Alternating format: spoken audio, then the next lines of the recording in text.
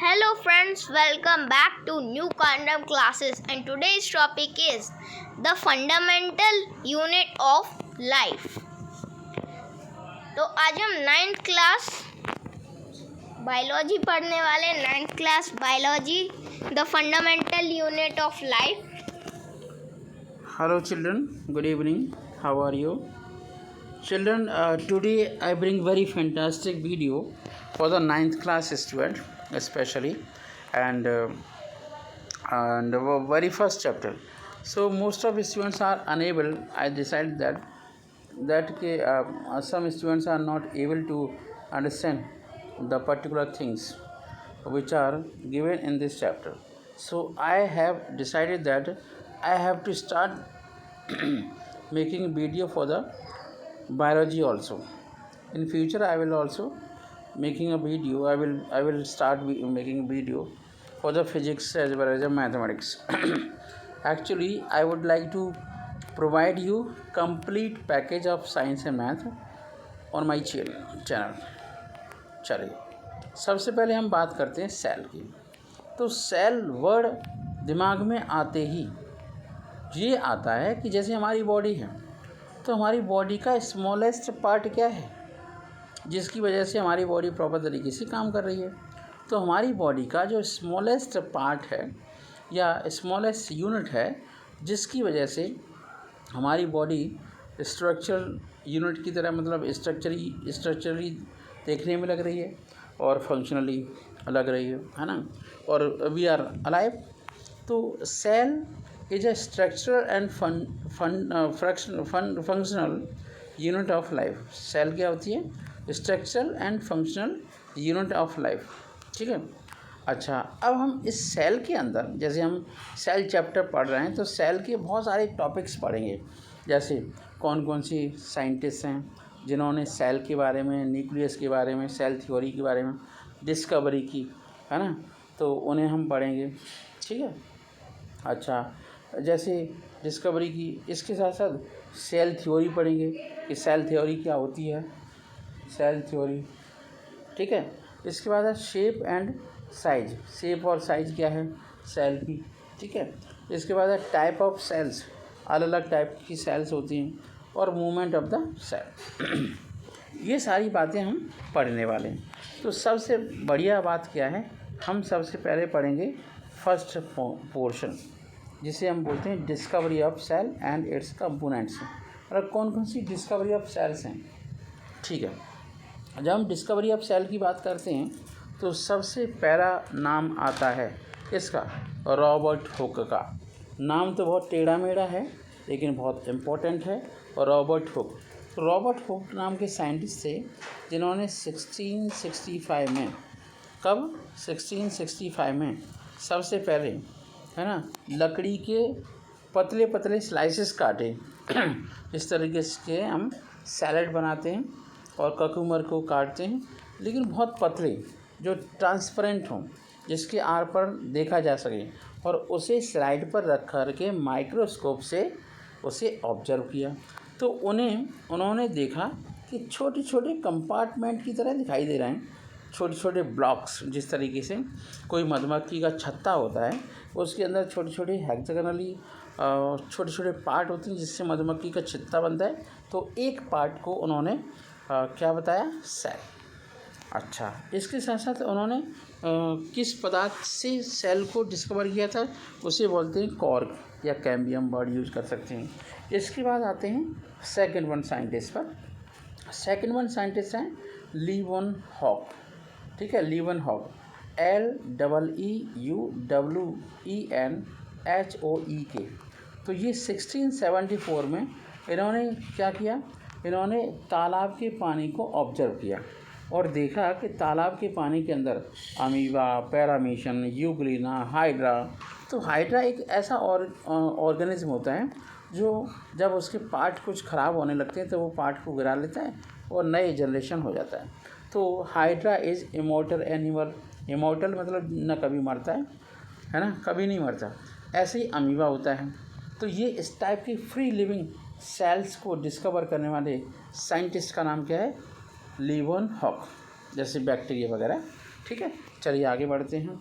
अब हम देखते हैं कि रॉबर्ट ब्राउन नाम के साइंटिस्ट थे जिन्होंने 1831 में डिस्कवर किया था न्यूक्लियस को। देखिए, न्यूक्लियस एक ऐसी चीज़ है, जैसे आप कहीं ट्रैवलिंग कर रहे हैं और आप बस में ट्रैवलिंग कर रहे हैं, तो जो ड्राइवर और जो आपका कंडक्टर होता है उसका जो कोऑर्डिनेशन होता है, वैसे ही आपका न्यूक्लियस में होता है। न्यूक्लियस एक ऐसा पार्ट होता है, सेल ऑर्गेनल होता है, सेल का इम्पोर्टेंट पार्ट होता है, जो पूरी सेल के अंदर की एक्टिविटी को कंट्रोल करता है। इसलिए हम न्यूक्लियस को सबसे ज़्यादा इम्पोर्टेंट मानते हैं। ठीक है, चलिए नेक्स्ट पॉइंट देखते हैं। परकिंजे नाम के साइंटिस्ट थे जिन्होंने 1839 में ये बताया था कि प्रोटोप्लाज्म वर्ड क्या है। प्रोटोप्लाज्म, देखिए हम साइटोप्लाज्म तो खूब पढ़ते रहते हैं, लेकिन प्रोटोप्लाज्म क्या है। प्रोटोप्लाज्म से सेल का निर्माण होता है, सेल का कंस्ट्रक्शन होता है, सेल बनती है। ये वाले अब नेक्स्ट साइंटिस्ट हैं स्लाइडेन नाम के साइंटिस्ट थे जिन्होंने 1838 में शिवान नाम के भी साइंटिस्ट थे, श्वान नाम के 1839 में प्रपोज अ सेल थ्योरी। इन्होंने सेल थ्योरी दी थी। भाई सेल थ्योरी नहीं आती तो हमें कुछ नहीं पता चलता कि होता क्या क्या है। ठीक है, अब लास्ट साइंटिस्ट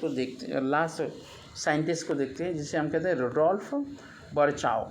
इन्होंने 1855 में, कब 1855 में, हाँ, ही explained cell theory and said all cells arise from a pre existing cells. मतलब सिंपल टाइप की सेल से सारी की सारी सेल्स बनी हैं। ठीक है, चलिए फिर हम ऊपर स्लाइड करते हैं इस पेज को हम पहले स्लाइड करते हैं। चलिए अब हम बात करेंगे सेल थ्योरी। देखो ऊपर से देख लो, ये मैं आपको समझा दूँ। पहले हमने ये स्टार्ट किया, फिर ये करेंगे, फिर ये करेंगे, ये हर एक बॉक्स को हम एक्सप्लेन करते जाएंगे जिससे आपके मतलब की चीज़ें स्टार्ट हो जाएंगी। ठीक है,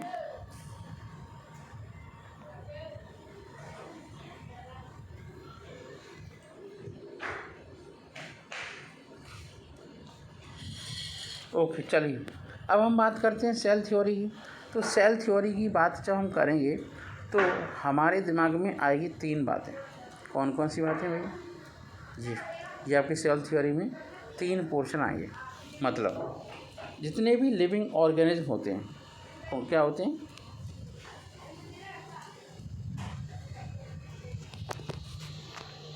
वीडियो ख़राब तो नहीं है? चलिए, तो हम यहाँ बात कर रहे थे इसकी सेल थ्योरी की। तो सेल थ्योरी की बात करने से पहले यहाँ पर 3 बॉक्स को देख लेते हैं। 3 बॉक्स को हम देख लेते हैं।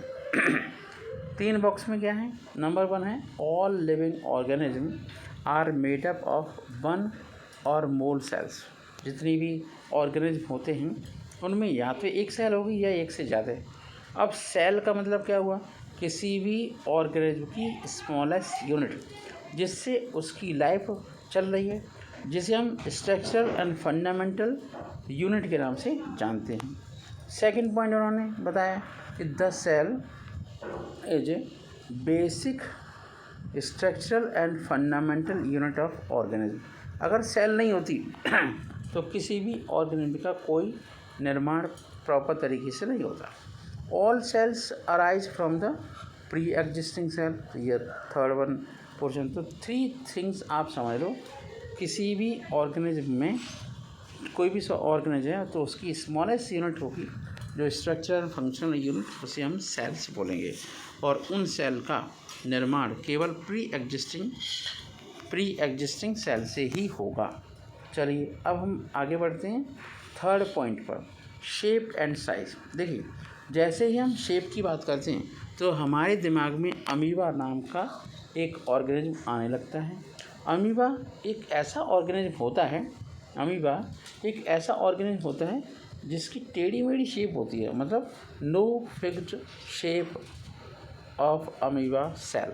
अमीबा एक सेल का ऑर्गेनिज्म होता है और तालाब के पानी में पाया जाता है।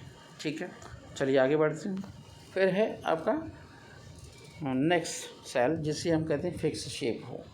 ऐसी सेल जिनमें फिक्स शेप होती है, जैसे कार्डिक मसल्स होती हैं, जो दिल होता है, हार्ट होता है, उसके अंदर जो सेल्स होती हैं उनकी शेप एकदम से फिक्स होती है, ठीक है। ओवल शेप की कुछ और सेल्स होती हैं जो पाई जाती हैं पैरेन्काइमा के अंदर, ठीक है। अच्छा, कोन शेप की शेप होती हैं जो ग्लोबुलेट सेल के अंदर पाई जाती हैं। इन सारे के सारे सेल्स को मैं आपको एक्सप्लेन करूँगा टिश्यूज़ वाले चैप्टर के अंदर, ठीक है। अब हम सेकंड पोर्शन देखते हैं। यहाँ तो बात हो रही थी शेप की, फिक्स शेप की और एंड नॉन फिक्स शेप की, जो इरेगुलर शेप हो सकता है, जैसे अमीबा है। अमीबा में क्या है, एक सेल का ऑर्गेनिज्म होता है, जब उसके पास कोई फूड पार्टिकल आता है तो उसे घेर लेता है, जिसे हम फैगोसाइटोसिस कहते हैं। चलिए आगे हम बढ़ते हैं। नेक्स्ट पॉइंट, इस पॉइंट में देखते हैं जैसे साइज अगर हम बात करें तो छोटी से छोटी, मतलब 5 माइक्रोन से लेकर के 100 माइक्रोन तक की शेप और साइज हो सकती है। प्रोकैरियोट्स जितने भी होते हैं, प्रो का मतलब ऐसे ऑर्गेनिज्म जिनमें सिंपल टाइप की सेल पाई जाती है, तो उनकी साइज 1 से लेकर के 10 माइक्रोन के आसपास होती है। फिर हम बात करते हैं स्मॉलेस्ट सेल। अगर हम स्मॉलेस्ट सेल की बात करें तो माइकोप्लाज्मा नाम का पीपीएल होता है, पीपीएलओ, जिसकी सबसे स्मॉलेस्ट सेल होती है। आगे बढ़ते हैं, लार्जेस्ट सेल। ऑस्ट्रिच नाम का बर्ड होता है, जिसके अंदर क्या होता है आपका जिसके अंदर होता है आपका जो एग ले करता है, एग देता है, वो सबसे बड़ी सेल होती है। हाँ, ऑस्ट्रिच। तो ऑस्ट्रिच के एग को हम सबसे बड़ी लार्जेस्ट सेल के नाम से जानते हैं। लेकिन अगर हम ये देखें कि हमारा दिमाग कैसे काम कर रहा है, वो काम कर रहा है नर्व सेल की वजह से। तो नर्व सेल एक ऐसी सेल होती है जो सबसे लंबी होती है, लॉन्गेस्ट होती है। और एक और स्पेशल बात बता दूं बच्चों कि अगर एक बार नर्व सेल कोई ख़राब हो जाए, टूट जाए, फट जाए, है ना, एक्सीडेंटली वो कहीं से अलग हो जाए, तो दोबारा से जनरेट नहीं होती है। बाकी की सेल्स के जनरेट होने के चांस रहते हैं, ठीक है। चलिए अब हम बात करते हैं नेक्स्ट, ये आपकी शेप हो गई। हम बात करते हैं टाइप ऑफ सेल की। चलिए, टाइप ऑफ सेल के लिए हमें क्या करना पड़ेगा, पेज को स्लाइड करना पड़ेगा। पेज को स्लाइड करने के बाद तब हम बात करेंगे टाइप ऑफ सेल की। चलिए टाइप ऑफ सेल के बारे में हम बात करते हैं। सबसे पहले टाइप की सेल है प्रोकैरियोटिक टाइप की सेल। तो आपने आजकल देखा होगा कि बीमारी के बारे में ज़्यादा सब लोग बात कर रहे हैं। कोई कह रहा है डेंगू हो गया है, कोई कह रहा है कोरोना हो गया है। तो सिंपल टाइप की सेल्स पाई जाती हैं बैक्टीरिया और वायरस के अंदर, जिसमें न्यूक्लियस का कोई वजूद नहीं होता, न्यूक्लियस होता ही नहीं है। तो जैसे बैक्टीरिया है, उसके अंदर सिंपल टाइप की सेल होती है, जिसे हम प्रोकैरियोटिक टाइप की सेल के नाम से जानते हैं, ठीक है। ऐसे ऑर्गेनिज्म होते हैं जिनमें, है ना, ऑर्गेनिज्म विदाउट डेफिनेट न्यूक्लियस, मतलब ऐसे ऑर्गेनिज्म जिनमें सेल तो है लेकिन न्यूक्लियस ही कोई औकात नहीं है, न्यूक्लियस कुछ कर नहीं पा रहा है, न्यूक्लियस डिफाइंड नहीं है, न्यूक्लियस सिंपल टाइप का है, ठीक है, वो एडवांस्ड नहीं है। अगर हम अपनी बॉडी के साथ कंपैरिजन करें तो हमारी बॉडी का न्यूक्लियस एकदम से परफेक्ट होता है और कंप्लीट होता है, ठीक है। चलिए अब हम बात करते हैं यूकैरियोटिक टाइप की सेल की। तो पहली वाली सेल तो हमने डिस्कस कर ली, ये तीनों टाइप के। अब हम बात करते हैं यूकैरियोटिक टाइप। तो हमारी बॉडी के अंदर, मछली की बॉडी के अंदर, लॉयन की बॉडी के अंदर, या हाथी के अंदर, या फिर किसी भी प्लांट के अंदर जो सेल्स होती हैं उन्हें हम कहते हैं यूकैरियोटिक सेल। मतलब ऐसे ऑर्गेनिज्म जिसमें एक से ज़्यादा टाइप की सेल्स पाई जाती हैं, एक सेल पाई जाती है, पर वो एडवांस्ड होती हैं, जिसमें वेल डिफाइंड न्यूक्लियस होता है, उन्हें हम यूकैरियोटिक सेल के नाम से जानते हैं। ये यूकैरियोटिक सेल फंजाई के अंदर पाई जाती है, प्लांट्स में पाई जाती है और एनिमल्स में पाई जाती है, ठीक है। अब हम बात करते हैं आगे, ऑर्गेनिज्म विद डेफिनेट न्यूक्लियस। और जितनी भी ये आपकी यूकैरियोटिक सेल होती हैं, इनमें वेल डिफाइंड न्यूक्लियस पाया जाता है, ठीक है। ये जो आपकी सेल्स होती हैं वो या तो मल्टी सेलुलर ऑर्गेनिज्म के अंदर पाई जाती हैं या यूनिसेलुलर ऑर्गेनिज्म। अब वो यूनिसेलुलर ऑर्गेनिज्म कौन कौन से हैं वो देख लो। अमीबा है ना, क्लेमाइडोमोनास है, ठीक है, पैरामीशियम है, यूग्लिना है।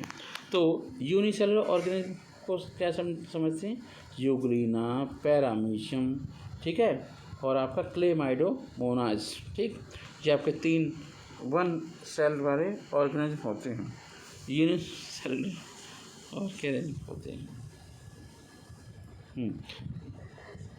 हाँ ठीक है, अब हम बात करते हैं मल्टी सेलुलर ऑर्गेनिज्म।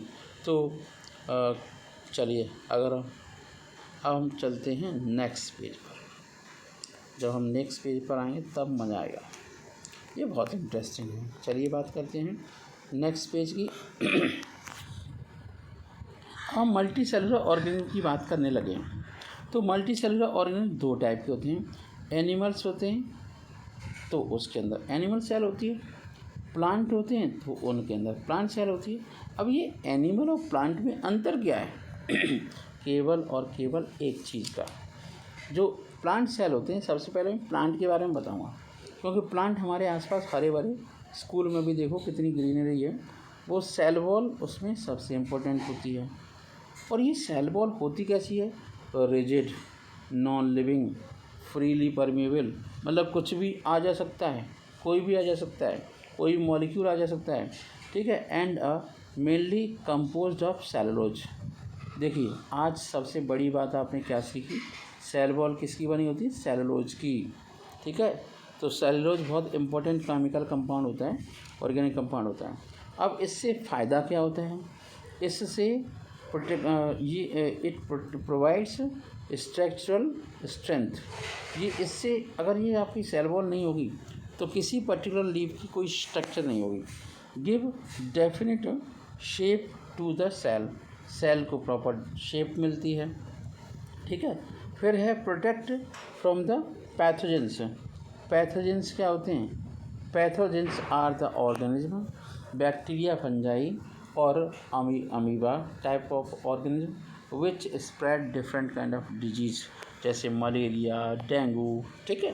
तो ये मच्छर से होता है। अब हम बात करते हैं प्लास्टिड्स की। तो प्लास्टिड का मतलब ये होता है, प्लास्टिड्स केवल कहाँ पर पाए जाते हैं, ग्रीन प्लांट्स के अंदर, ठीक है। ये जो प्लास्टिड्स होते हैं वो अलग अलग टाइप के होते हैं, ठीक है। पहले नंबर यहाँ पे लिखा हुआ है ल्यूकोप्लास्ट। कौन से होते हैं, ल्यूकोप्लास्ट। तो ये आपका ल्यूकोप्लास्ट है। ल्यूकोप्लास्ट की विशेषता क्या है, ल्यूकोप्लास्ट के अंदर कलरलेस होता है ल्यूकोप्लास्ट, है ना। Perform the function of storage of starch. जैसे आपका पोटैटो है तो उसमें ल्यूकोप्लास्ट बहुत पाया जाता है ना। तो उसमें starch, oil and protein granules होते हैं। क्या होते हैं, starch, oil and protein granules, ठीक है। चलिए इसके बाद हम देखते हैं ये आपके प्लास्टिड्स होते हैं वो कितने और कितने टाइप के होते हैं। तो हम ये बात करते हैं क्रोमोप्लास्ट।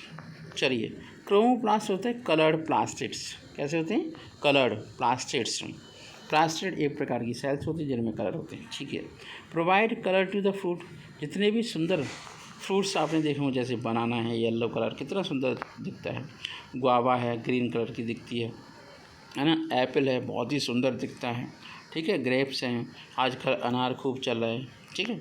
तो ये सब चीज़ें होती हैं। अगर हम ग्रीन कलर प्लास्टिड की बात करें, जिसे हम क्लोरोप्लास्ट के नाम से जानते हैं, तो वो किचन ऑफ द सेल होता है। मतलब पूरी फोटोसिंथेसिस की रिएक्शन जिससे कोई भी ग्रीन प्लांट अपना फूड बनाता है वो क्लोरोफिल वहीं पर पाया जाता है। It helps in a photosynthesis, ठीक है। They have their own DNA and ribosome. इनके अपने खुद की डीएनए और राइबोसोम्स होते हैं, ठीक है। अब हम बात करते हैं एनिमल सेल की। एनिमल सेल को बात करने से पहले थोड़ा सा देख लें क्या क्या है चार्ट के अंदर। तो अब हम अभी तक हम प्लांट के बारे में बात कर रहे थे। तो देखो प्लांट में 2 बड़ी बड़ी चीज़ें हो गई जो एनिमल में नहीं पाई जाती। पहले नंबर की बात ये है कि सेल वॉल प्लांट में पाई जाती है और प्लास्टिड प्लांट में पाई जाती हैं। और बड़े बड़े आपके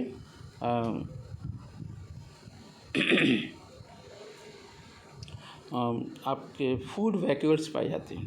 क्या पाई जाती हैं? वैक्यूल्स कह सकते हैं, वैक्यूल्स पाई जाती हैं। लेकिन एनिमल सेल में ऐसा कुछ नहीं है, ठीक है। और जो इसका प्लांट सेल के अंदर जो आपका न्यूक्लियस होता है किसी भी सेल के अंदर, वो किसी एक पर्टिकुलर पोर्शन में होता है, लेकिन ऐसा कहाँ नहीं होता है एनिमल सेल में। वो बीचों बीच के अंदर होता है न्यूक्लियस, और उसमें डबल ट्रिपल फोल्डिंग आपके पोर्शन होता है। चलिए अब हम बात करते हैं सेल मेम्ब्रेन की। तो सेल मेम्ब्रेन को ही हम प्लाज्मा मेम्ब्रेन के नाम से जानते हैं। ये बनती है प्रोटीन की और लिपिड की। इसे हम सिलेक्टिवली परमेबल मेम्ब्रेन कहते हैं। तो मैंने आपको बताया कि प्लाज्मा मेम्ब्रेन क्या है, तो 2 पॉइंट मैंने एक्सप्लेन कर दिए। 2 पॉइंट में जैसे made up of protein and lipid, और दूसरा selectively permeable membrane gives shape to the cell और segregates cell content from the surroundings, ठीक है। अब हम बात करते हैं न्यूक्लियस की। न्यूक्लियस ओवल शेप का होता है, स्फेरिकल होता है, या प्रोमिनेंट स्ट्रक्चर्स जिसे मतलब होता है। प्रोमिनेंट स्ट्रक्चर का मतलब न्यूक्लियस बहुत देखने में सुंदर लगता है, ठीक है। इस टाइप का न्यूक्लियस हो सकता है जिसमें फोल्डिंग होती है। ये आपके न्यूक्लियस में जो मटेरियल भरा रहता है उसे हम न्यूक्लियोप्लाज्म कहते हैं। उसमें थ्रेड लाइक स्ट्रक्चर आरएनए और डीएनए होते हैं जो प्रोडक्शन ऑफ प्रोटीन के लिए रेस्पॉन्सिबल होते हैं। इसके बाद बात करते हैं साइटोप्लाज्म की। साइटोप्लाज्म की बात करते हैं तो साइटोप्लाज्म एक ऐसा फ्लूइड होता है जिसमें fluid content of the cell which occur between plasma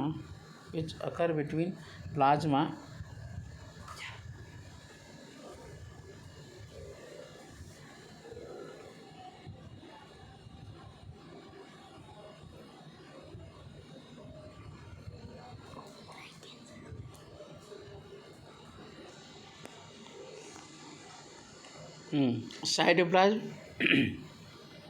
means fluid content of the cell which occurs between plasma membrane and a nuclear membrane, इसे हम साइटोप्लाज्म कहते हैं।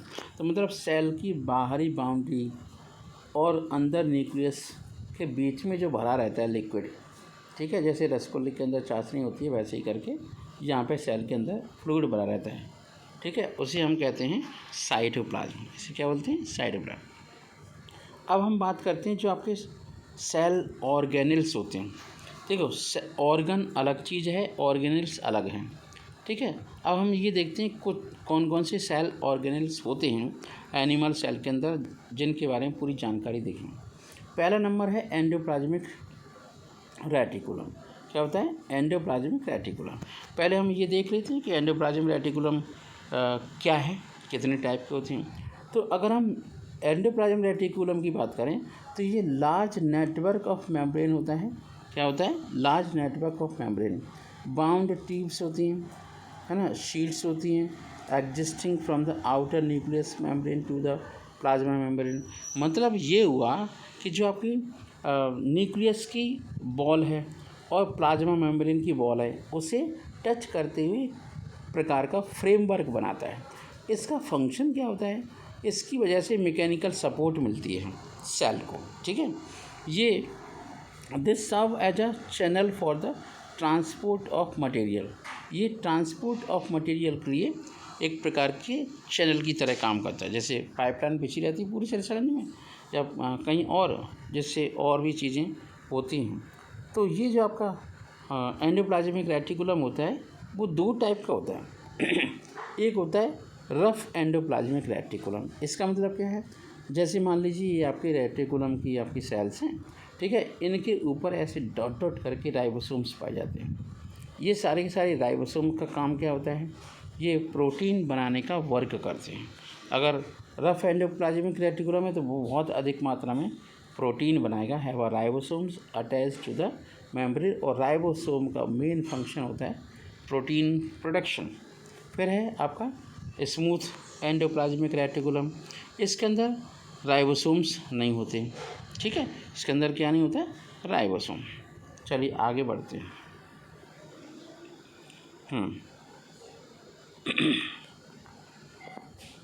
आगे बढ़ते हैं। गोल्जी एपरेटस की बात करते हैं। तो इस गोल्जी एपरेटस का पहले तो स्ट्रक्चर देखते हैं। जितने भी गोल्जी एपरेटस होते हैं वो होते हैं a set of membrane bound smooth flattened cisternae लिखा हुआ, मैं एम नहीं है, have a small fluid like field.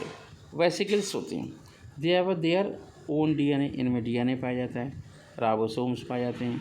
इनका मेन फंक्शन ये होता है कि पहले जो भी चीज़ बन रही है उसका स्टोरेज करते हैं, है ना, मॉडिफिकेशन करते हैं, सॉलिड से लिक्विड में, लिक्विड से, है ना, सेमी सॉलिड में, पैकेजिंग ऑफ प्रोडक्ट्स, जो बना उसकी पैकेजिंग होती है बाकायदा इन वेसिकल्स के अंदर। तो वेसिकल्स एक प्रकार के थैले जैसे होते हैं। चलिए आगे हम बढ़ते हैं। अब है दूसरा mitochondria. Mitochondria is fantastic cell organelle of the cell. अगर माइटोकॉन्ड्रिया नहीं होता तो हमारी लाइफ प्रॉपर तरीके से नहीं चल रही होती। उसका रीज़न ये है कि माइटोकॉन्ड्रिया का अगर हम स्ट्रक्चर देखते हैं तो ये रॉड शेप के स्ट्रक्चर्स होते हैं, स्ट्रक्चर्स प्रेजेंट है ना साइटोप्लाज्म। इनका फंक्शन क्या होता है, यहाँ पर सेलुलर रेस्पिरेशन होता है। देखो जो रेस्पिरेशन होता है वो दो जगह होता है। पहले होता है साइटो, है ना, प्लाज्म के अंदर, किसके अंदर, साइटोप्लाज्म के अंदर साइटो, है ना, प्लाज्म के अंदर।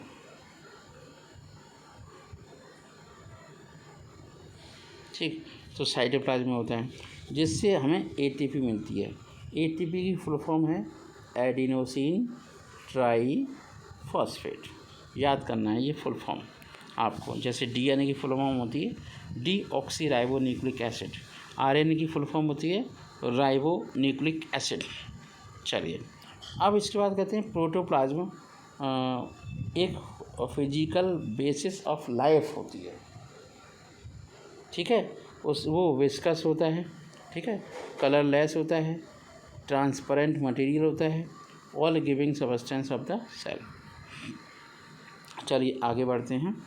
हाँ, नेक्स्ट पोर्शन पर आते हैं, नेक्स्ट ऑर्गेनेल पर आते हैं, वो है लाइसोसोम। ये बहुत अच्छे बढ़िया पार्ट होते हैं और इन्हें हम डाइजेस्टिव बैग के नाम से जानते हैं। सोसाइटल बैग मतलब ये हुआ हमारी बॉडी के अंदर या किसी एनिमल बॉडी के अंदर या कैंचुए के अंदर, लायन के अंदर, किसी भी बॉडी के अंदर जब कोई गंदा बेकार का पोर्शन एंटर करता है तो वो उन्हें मार डालते हैं।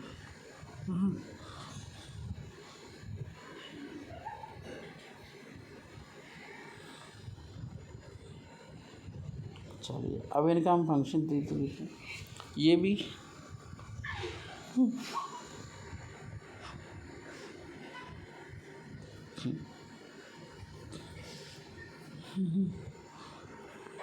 हमारे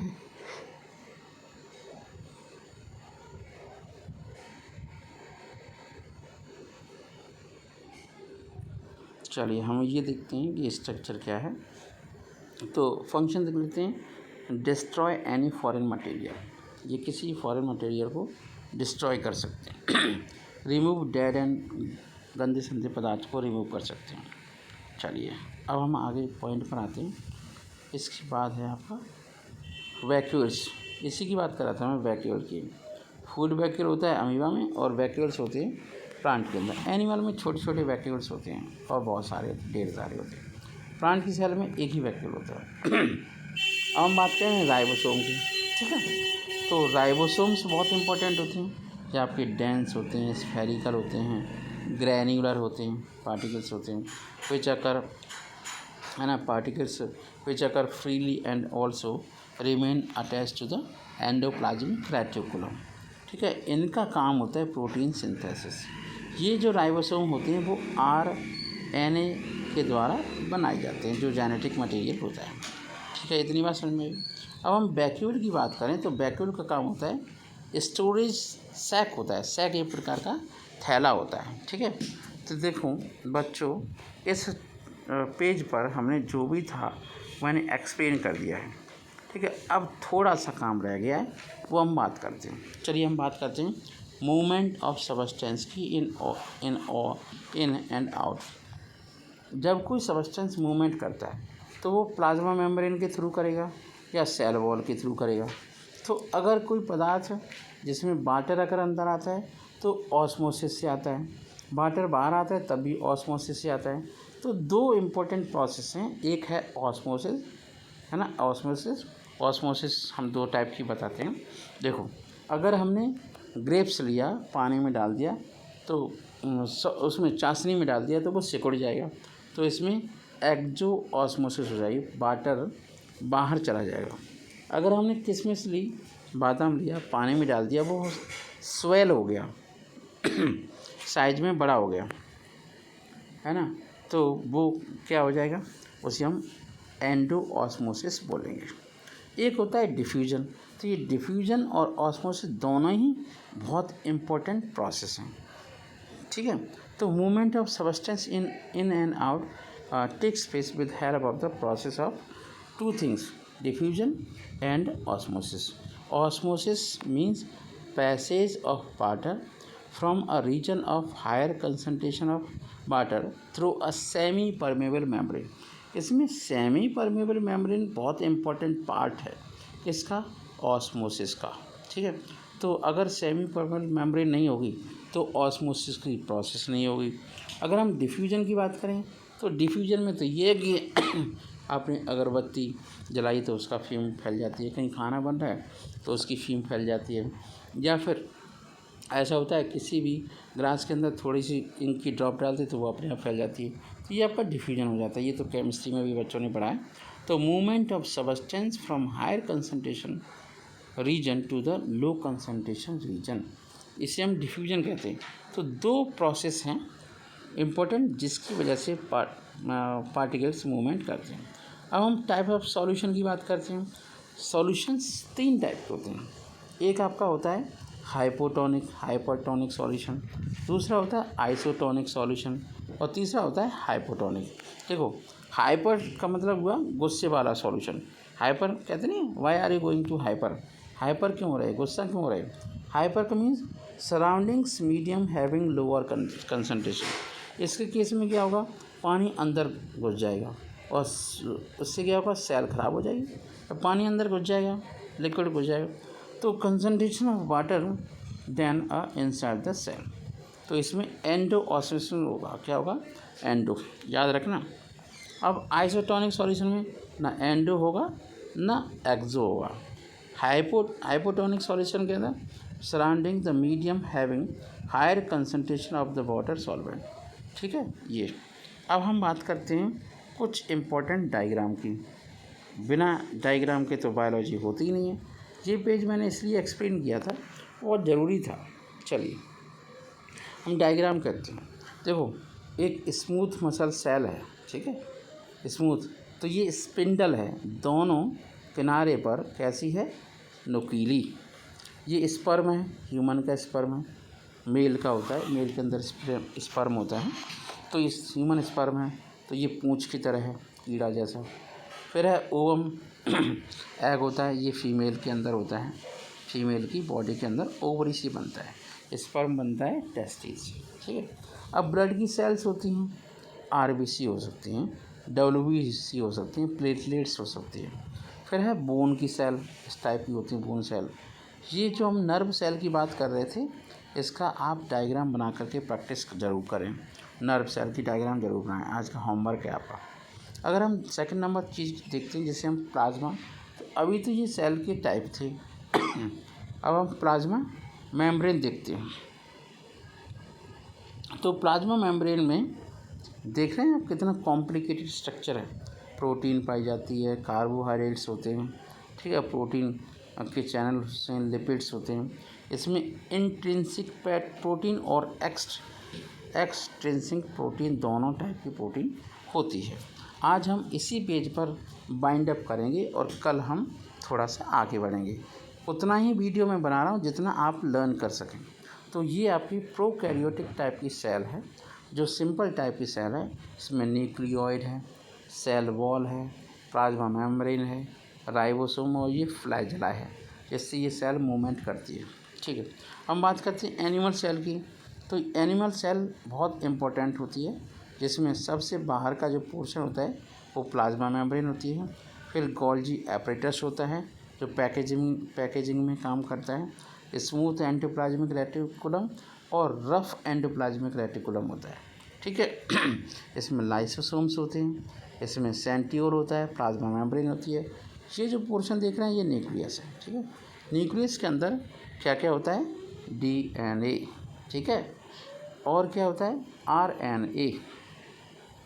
RNA का मतलब राइबो न्यूक्लिक एसिड, DNA का मतलब डीऑक्सी राइबो न्यूक्लिक, और ATP की फुल फॉर्म क्या थी? Adenosine triphosphate. तो आज के लिए इतना काफ़ी है, और मैं होप करता हूँ कि आप लोगों को वीडियो बहुत अच्छा लगा होगा, आपने बहुत सारी नॉलेज गेन की होगी। आपके पास बिल्कुल ब्रीफ है इस चैप्टर का, इसलिए मैं आपको एक बार फिर कहता हूँ, अगर आपको मेरा वीडियो अच्छा लगा हो तो आप मेरे वीडियो को लाइक करें, सब्सक्राइब करें, बेल आइकन दबाना ना भूलें, और अपने फ्रेंड्स को ज़रूर सेंड करें। अगर किसी एक स्टूडेंट के पास ये वीडियो पहुंच रहा है तो किसी दूसरे और स्टूडेंट को भी शेयर करें उसका link. Thank you so much, have a nice day.